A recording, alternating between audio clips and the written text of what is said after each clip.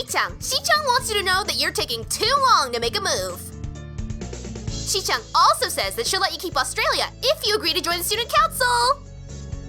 I thought this game was with no strings attached. Just the fact that she would dangle it over my head as an offer means that she knows I care about the outcome of this game. And anyway, no! Shi-chan admires your fighting spirit and will be a benevolent dictator who will spare your people if you agree to join the student council. You're so competitive, Shizune. She seems to take this as a compliment. I would expect the student council president to be a little more magnanimous. Magnanimous? The heck is that? She doesn't seem to know what the word means or how it's signed, so she pulls a piece of paper and writes it for Shizune, who in return signs it back to Misha. Misha presses her index fingers against her temple, as if trying to physically imprint the word into her memory. Suddenly, Shizune bursts into a flurry of gestures. Misha looks daunted by the pace of her heated signing. Wait, please slow down, Shi-chan. Hee-chan, Shi-chan says you're gonna lose. Tell her I will crush her world empire with my rebellion. Okay. Those eyes of hers shine with childlike mischief. She says you have no chance if you keep playing like this. No, you won't. She's either really mocking me or trying to trick me. I have nothing else to lose, though, so I might as well try something different. Maybe if I spread out my forces and try to control more territories, I can recoup the advantage. Shizune seems to focus on conquering whole nations, so maybe I could sacrifice my hold on continents to gain more small countries. It's worth a shot. A few turns later, I end up losing the game anyway. Shizune adjusts her glasses victoriously and allows herself to tentatively pump a fist into the air in celebration. I win! Yay! There's no need to translate that. It was pretty clear. Don't look so sad, Hee-chan. You were really giving it your best. That's what I thought. Sometimes your best just isn't good enough, though. If anyone knows that, it's me. You did very well for someone who just learned how to play today. Hee-chan, you attacked Iceland and North America at the same time. That's a very daring move. Shi-chan is impressed. The mark of great people is that they're daring and that they can follow through. You're already halfway there. Isn't that great, Hee-chan? That isn't enough, though. Just potential isn't enough. There's no point to potential if you don't take the first step, and there's no point to that if you don't keep going. I want to see more. You're right, Shi-chan, but that's so demanding. Shizune leans forward, suddenly looking a lot less playful and more like the serious person I expect her to be from the start. Hee-chan, would you like to join the student council?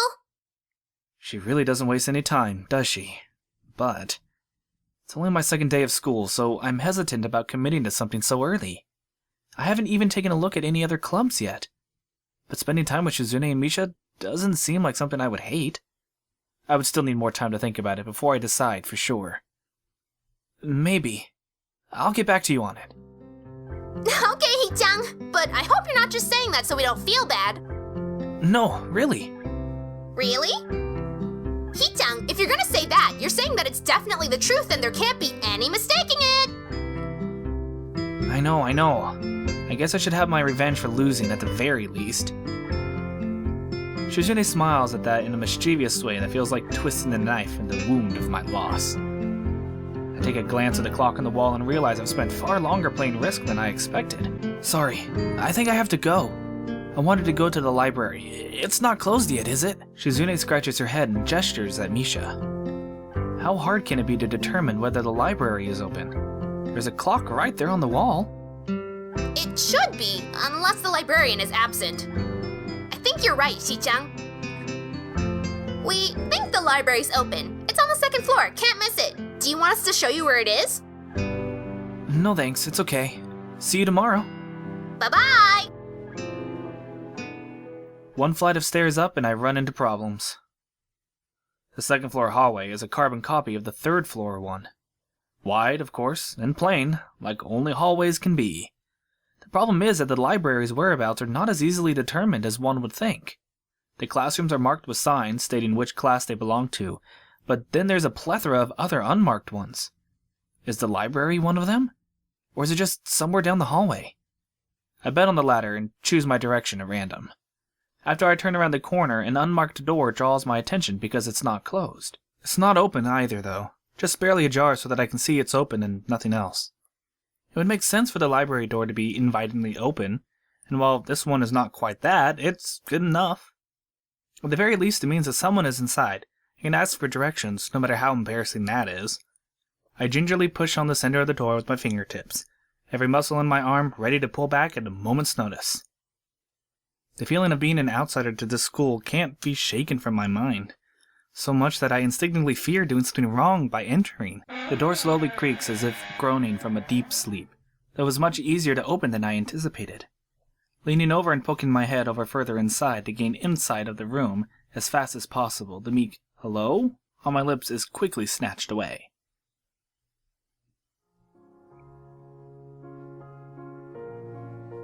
This is not as I was expecting. I mindlessly let the door open to its full extent, taking in the sight of the solitary figure taking center stage in the otherwise abandoned room. The situation steals my voice, leaving me standing at the doorway staring at the beautiful girl. Evidently having taken her time to assess the situation, the girl gently puts down her teacup and opens her eyes, but doesn't look at me. Hello there. May I help you? Staring directly in front of her, the movements of her lips seem to break the silence rather than the words. However, it's the soft, measured voice that reminds me she's a being separate from the room itself. Not only is she likely the tallest girl I've ever laid eyes on, but even among the foreigners I've met, she's strikingly distinct. Hi. Sorry for intruding. I was just kind of lost. She takes a moment to formulate a response before speaking. Every action she takes feels as if it's carefully choreographed beforehand. Care to take a seat? Unexpected, consider that I'm intruding upon her. Thanks. I slowly step towards another seat opposite her, the girl resting the teacup and the saucer on the wooden table in between. The way she doesn't track my movements with her head is telling that, and that slight cloudiness in her eyes means she must be at least partially blind, like Kenji. Come to think of it, her voice doesn't have any detectable accent either. I guess she must be half Japanese. As I take my seat, her composure takes me slightly off guard. Her air is relaxed and confident, makes the silence entirely uncomfortable. The calming atmosphere is so very different from the student council office. I take it you are a new student to Yamaku? Yeah. I just transferred in yesterday. I get the distinct feeling my speech patterns don't match the formality of hers, accentuated by her restrained bow of greeting. One which I hasten to match, before realizing the futility of the action. I'm Lily Sato. Pleased to meet you. Hisao Nakai. She gives a nod before gesturing roughly in the direction of her teacup. Would you care for a drink? Sure. As much as it pains me, I can't keep step with her formality in the proceedings. She gives a kind nod, taking the request in stride. Without another word, she steps off the chair and prepares a second cup of tea from a collection of supplies laid out along the shelf. A brush here, a brush there, her left hand often lightly touching the side of whichever container she's pouring into. Seems to be a process she's followed dozens of times before.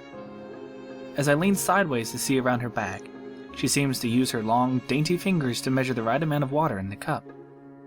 It's one thing to see the different disabilities the students have in my class, but it's quite another to see how everyone that seems to adapt. Shizune and Misha have no problem working together to communicate to me, and Lily herself seems to have workarounds for problems I'd never thought of. While I feel slightly guilty about her doing the work, she seems pleased to be following the correct process of the offerer preparing the drink. So, Her soft voice brings me out of my silent observance. which room were you looking for? It's not often this classroom is visited after school. The school library. Shizune and me, some classmates, told me it was on this floor. She finishes pouring water into the teacup and she nods, a small metallic tapping coming from the teacup indicating it's being stirred. I'm aware of Miss Hakamichi, as are most students. To be with them means you're in class 3-3, no? That's right. In the science room with Muto. She gives a small giggle before setting down the teaspoon and slowly walking towards the table, teacup and saucer in hand. He's quite a character. I imagine you'll come to like him. Most do. As she sets down the tea, I gently take it and have a sip. I'm really more of a coffee person, but this seems like a rather bad moment to bring it up.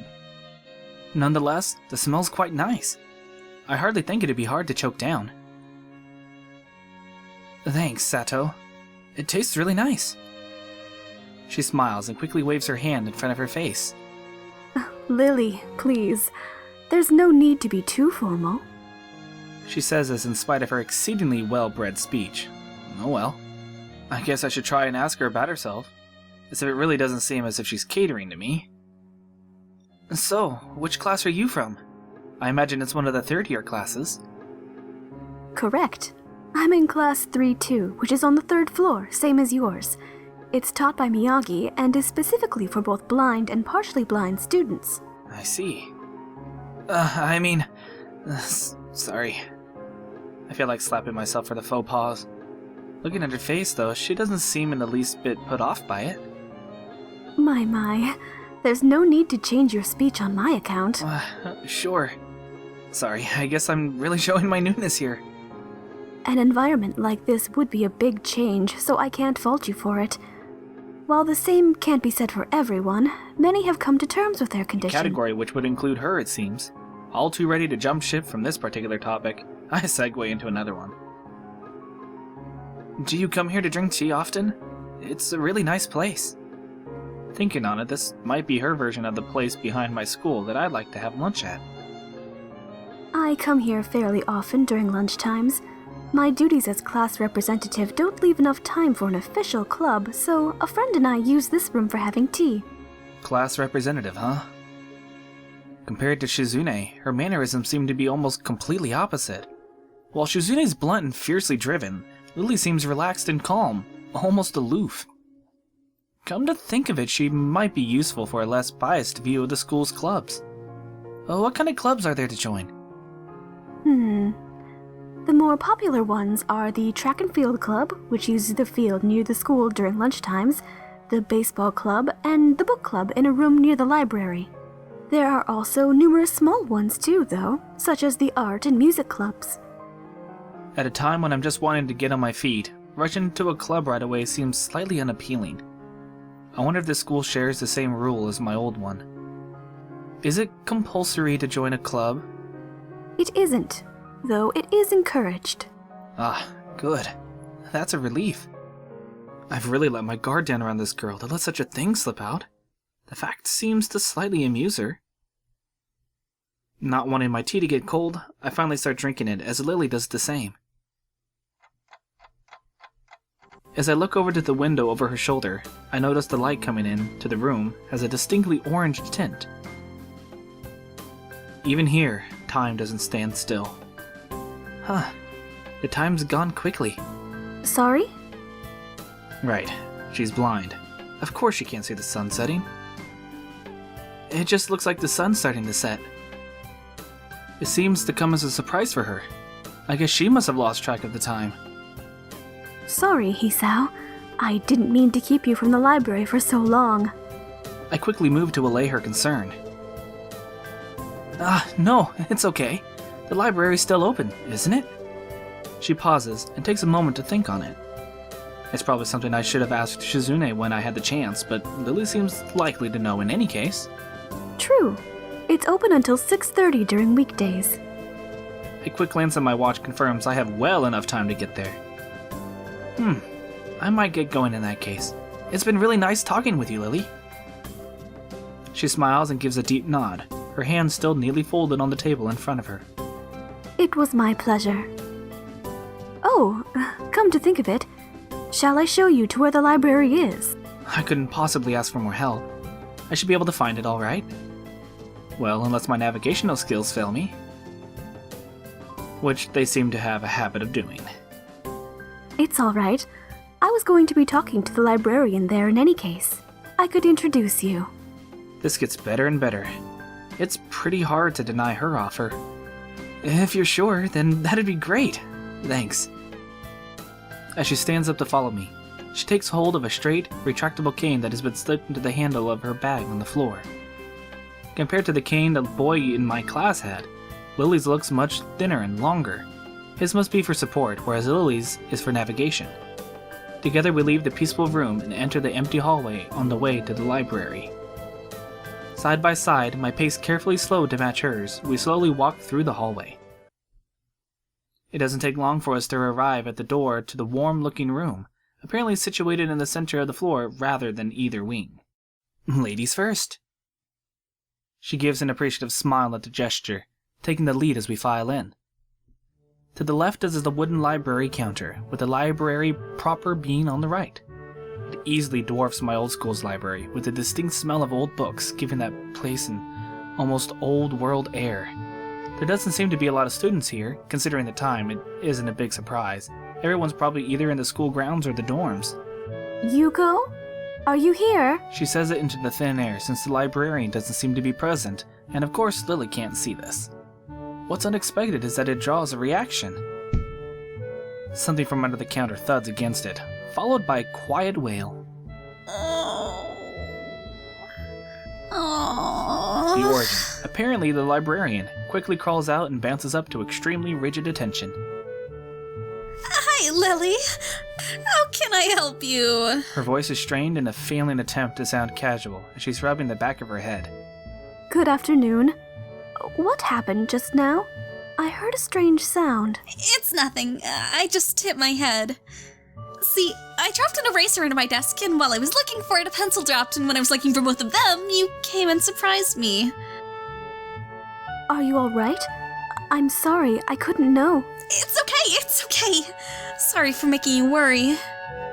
This is nothing. I've had worse happen to me.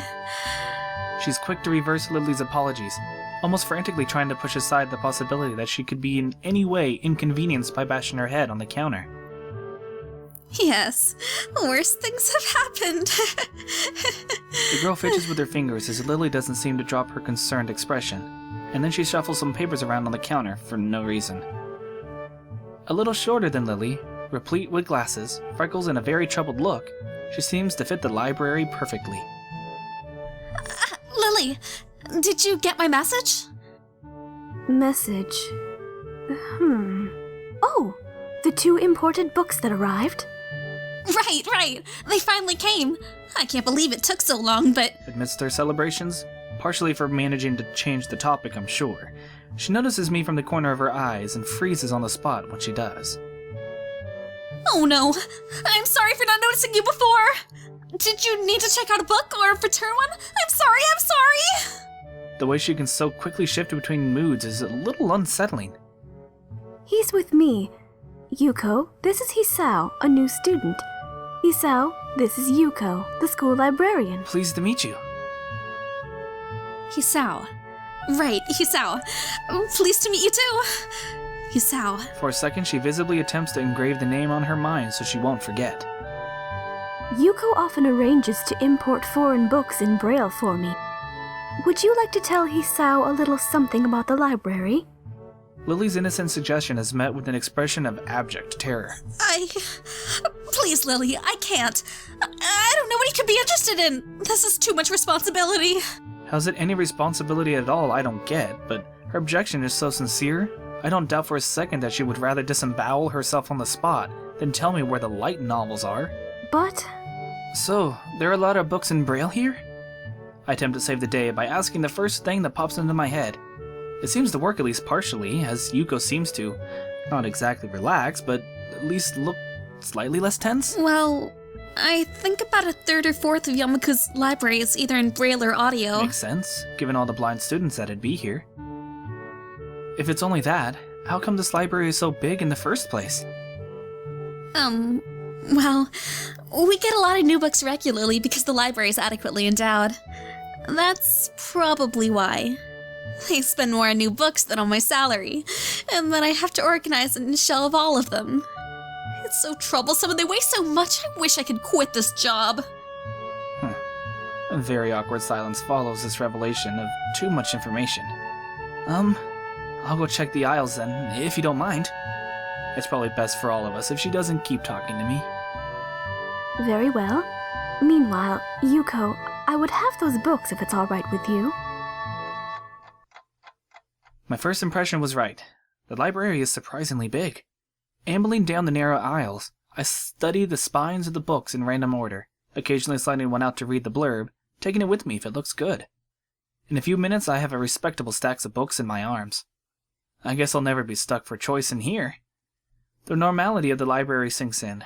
Sure, there are large print and braille books scattered throughout, but it is what it is, a library. It's as if the calm mood from the room I had tea with Lily in snuck in here with us, unless it was here to begin with. Something about that puts me at ease, just like before. I reach the end of the aisle and find a collection of desks set up for study or for personal reading. Going a little further, though, I discover a nice quiet corner at the back. While the rest of the library has the odd student sitting at a desk either reading or stealthily sleeping, the back is pretty much deserted.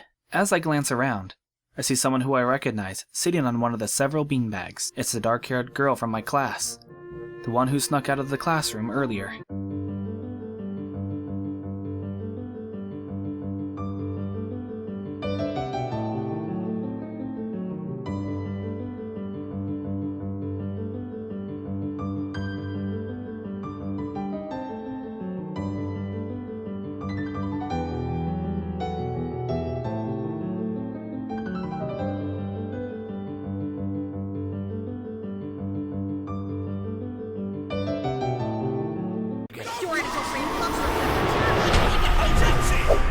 Let's start project.